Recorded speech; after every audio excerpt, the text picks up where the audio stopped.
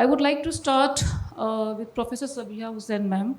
First, ma'am, I want to understand first thing that the Constitution of India guarantees dignity, freedom, and equality to all the citizens.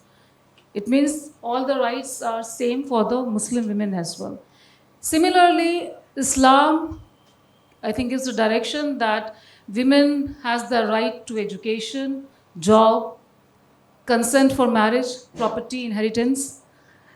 When the religion says the same, the constitution gives everything, then where is the gap?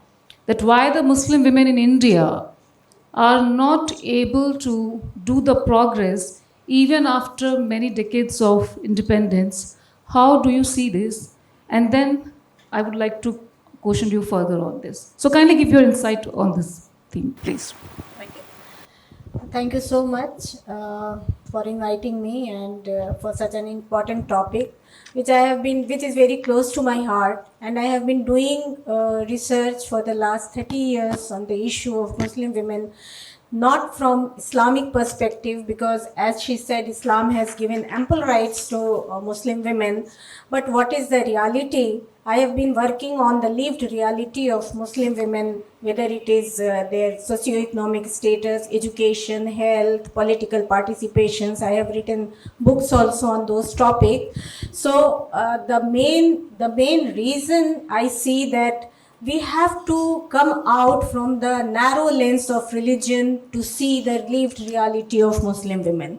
Muslim women का जहाँ तक ताल्लुक़ है, वो कोई गैब से नहीं आई हैं, वो भी इसी मुल्क की एक बाशिंदा हैं, एक सिटीज़न हैं, और उनकी जो मुश्किलात हैं वो आम औरतों की तरह ही है. लेकिन जब हम मुस्लिम औरतों की बात करते हैं, उनके सोशो इकोनॉमिक स्टेटस की बात करते हैं, उनके सिटीज़नशिप के राइट की बात करते हैं, तो बस हम जो एक डिस्कोर्स, पॉलिसी डिस्कोर्स और जेंडर डिस्कोर्स होना चाहिए, इंटरसेक्शनलिटी फ्रेमवर्क होना चाहिए जो देखने का, वो हम कहीं गुम हो जाते हैं और उसको सिर्फ और सिर्फ इस्लामिक नज़रिए से, रिलीजन के लेंस से देखने लगते हैं. रिलीजन ने क्या कहा है, क्या नहीं कहा है, बहुत अच्छा है. दो ही व्यू हमको देखने को मिलता है, which I have always tried to come out with those popular views. One is Western world view that look at Muslim women as an oppressed human being, not human being.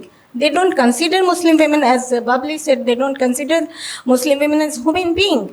Second world view is very glossy picture of Muslim women. They have ample rights, this, that.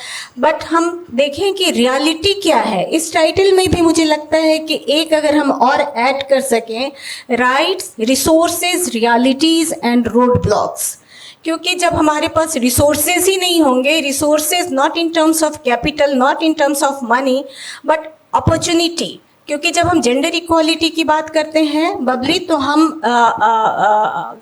Main women का comparison नहीं करते हैं. At least in gender discourse, gender studies discourse, some of my students are here from gender studies, we don't talk about equality of men and women. We always talk about the equality in terms of opportunities and resources. So I would like that the word. Yeah, thank you. So this is my personal opinion that whenever we talk about Muslim women as a citizen of India, we have to come out from the. We have to stop stereotyping them, and we have to come out with the larger perspective of policy and gender discourse. That's my view about this.